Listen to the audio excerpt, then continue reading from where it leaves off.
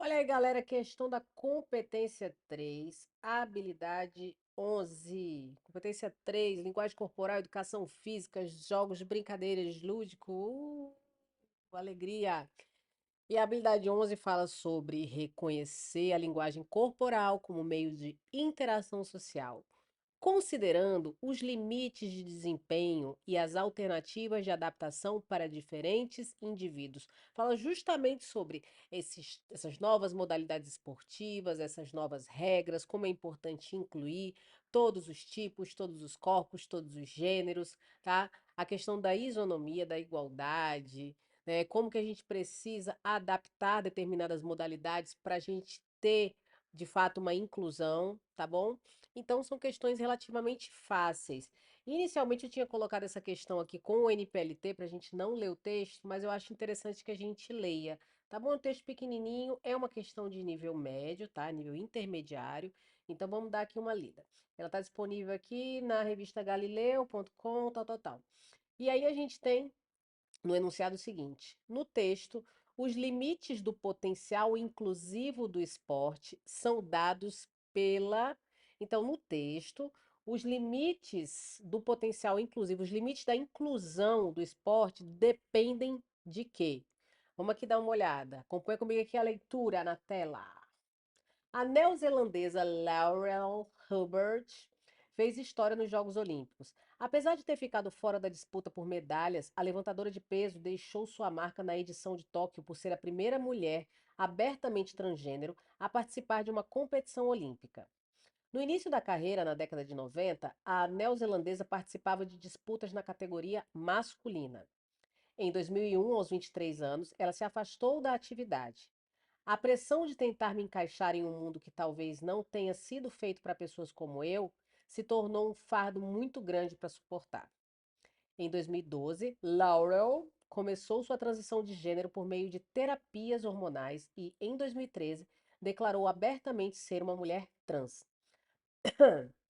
Para o Comitê Olímpico Internacional, a participação de mulheres trans nos Jogos é permitida caso o nível de testosterona, hormônio que aumenta a massa muscular, esteja abaixo de 10 nanomols por litro por pelo menos 12 meses. Ah, então eu estou vendo aqui.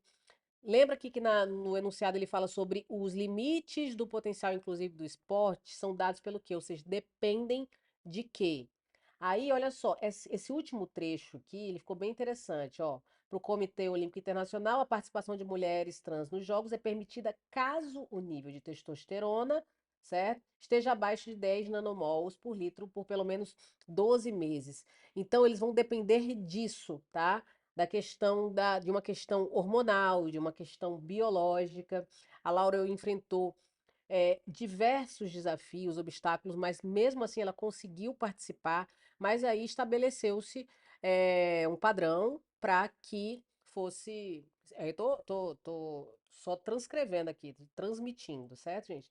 Para que fosse possível incluir pessoas trans, tá? Em suas respectivas categorias.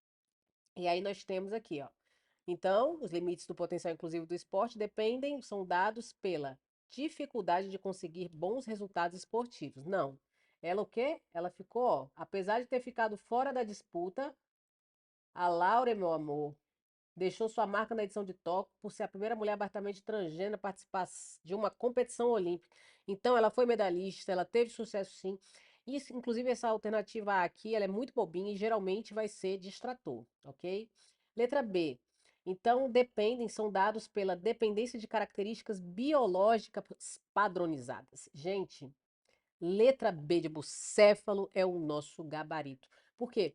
Porque a inclusão no esporte, nesse caso aqui, tem um limite.